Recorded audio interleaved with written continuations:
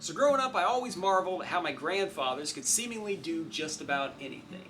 One of my grandpas ran a flooring business, while the other was a farmer turned postman. Both were born and raised in the tiny Midwest town of Albia, Iowa, a place where the men of the community were simply expected to be proficient in a variety of skills well beyond what they did for their day jobs. Both of them were outdoorsmen, anglers, and hunters who crafted many of their own components: fishing rods, bows, arrows, black powder rifles, ammunition, and even their own knives. They were handymen, highly skilled in plumbing, HVAC, electrical, drywall, framing, plastering, tiling, and more. They were woodworkers who made their own furniture, mechanics who repaired their own vehicles, artists who made their own artwork, musicians who played their own music, and singers who sang their own songs. Mind you, all this was on top of being husbands, fathers, and leaders in their community. In short, they constantly strove to develop proficiency in a variety of fields, pursuing what we call mastery. And because of the breadth of knowledge and skills that they acquired on this journey, they gained respect from their community, a sense of purpose, feelings of accomplishment, greater self-sufficiency, confidence in their own self-worth. They, and others like them, were products of eras where more was expected of men. But let's be real, not much is expected of us today. Somewhere along the way, we tossed the blueprint and lowered the bar. The typical modern man is over-specialized. He's, say, a computer programmer that can't fix a running toilet, play the piano, or change a flat tire. Sure, he's a great programmer, but he lacks the breadth of proficiency that's always been crucial to a man's mental health and sense of his own worth. This, however, shouldn't be terribly surprising. All around us nowadays, from our culture to our schools to our jobs, emphasis is placed on the depth of our skills and knowledge rather than the breadth of our skills and knowledge. You're really good at programming a computer. That's awesome. But beyond your day job, what other valuable skills do you have? A form of this question has been asked since the beginning. Throughout most of human history, all able-bodied men have been expected to hunt and fight. And a man who could hunt and fight well was valuable to his tribe. But a man who could hunt and fight well and do something else well, like tell stories or build traps or even make knives, was worth more to the tribe and was even likely to hold higher status than a man who could merely hunt and fight well. I hear all the time from folks, oh, I'd love to learn this or I'd love to learn that, but I just don't have the time. Now, I get it. Most people are busy. Most people have responsibilities. But most people also have time to learn new skills if they choose to do so. Don't believe me? Pick up your phone, go under the settings, and check your screen time. We spend an average of 4 hours and 37 minutes dicking around on our phones each day. Then we spend another 3 hours watching television.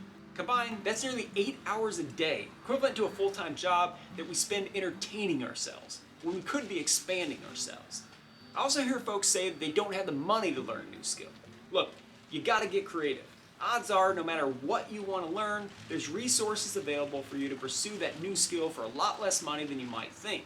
For instance, I got into knife making by finding a local knife maker in my area, sending him a direct message on Instagram, and going down to his shop to see the process. Since I lacked the necessary tools, he pointed me towards our local makerspace, a public workshop where experts train you in the use of whatever tools and machinery you want to learn. Everything from woodworking to automotive to welding to metalworking, etc. After which you can go there and you can use them as much as you want for just $50 a month. Most larger cities have maker spaces, but even if yours doesn't, there's likely people in your community doing the thing you want to learn and willing to share their knowledge with someone eager to learn. And all you'll likely have to do is ask.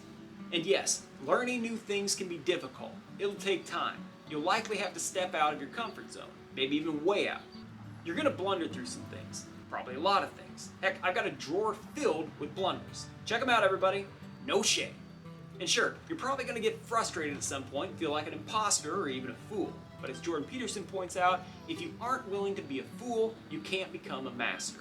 Remember, everyone feels that way when they're learning anything new, whether it's a musical instrument, a new language, or trying a new activity. How do you think Renaissance men like Theodore Roosevelt even came to be? Their broad breadth of talents weren't simply placed at birth in some natural harmony, rather, they resulted from years of sustained intentional effort playing the fool so they could become the master. As for me, I've been playing the fool plenty over the last 10 months of my knife making journey, and that's okay, because it's part of the process. Knife making is a skill I'm committed to learning. It's something I feel really passionate about. Like a lot of men, I love knives. I use knives. I carry knives. the knife has been the essential tool for survival since early man, making it one of the most ancient of all crafts.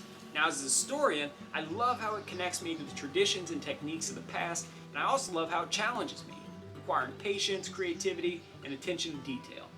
Another reason I wanted to learn knife making was because I actually wanted to create something tangible in a world that's gone virtual. While I can appreciate the conveniences of the digital age with music and movies and shopping just a few clicks away, I can't help but think that something worthwhile has been lost along the way. I don't know, it just feels ungrounded. Maybe I'm an outlier, but it prompts in me a desire to rebel, to create something rich and substantial with my own two hands. For me, there's just a real sense of accomplishment that comes from that. And doubly so when it's something like a knife, something with a purpose that I can actually utilize for various tasks. I also love that in making a knife, I'm making something that can tell a story. A few months back, I found my grandfather's homemade hunting knife in a long-forgotten box in my parents' basement. The oversized handle was burnished smooth from years of use and cleverly notched to fit his blade, which he carved out of an old antique saw. While the knife couldn't tell me the details of its adventures, its sheath apparently could.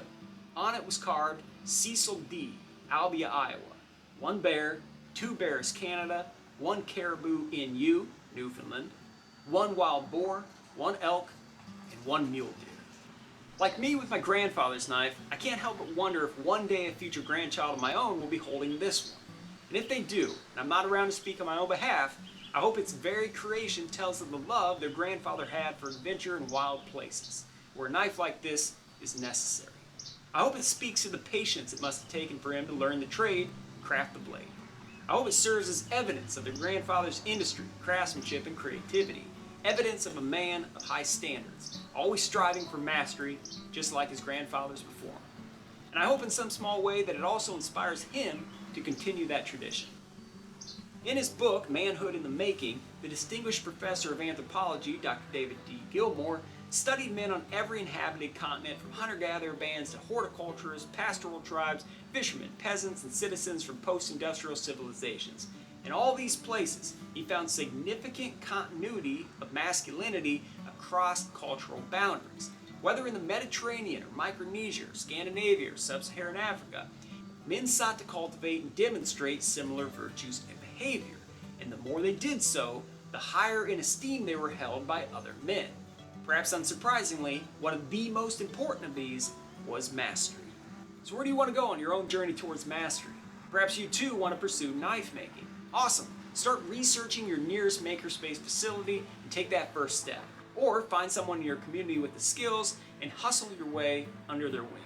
Maybe you want to develop some fishing skills in order to become a seasoned angler. Fantastic! There's a million videos on YouTube that can help you get started. And when you're ready to take it to the next level and make a true adventure out of it, well, I've got just the book for you. Whatever you decide, I'd love to hear about it down in the comments. Until next time, keep your nose to the grindstone, your eye along the skyline. We'll see you soon.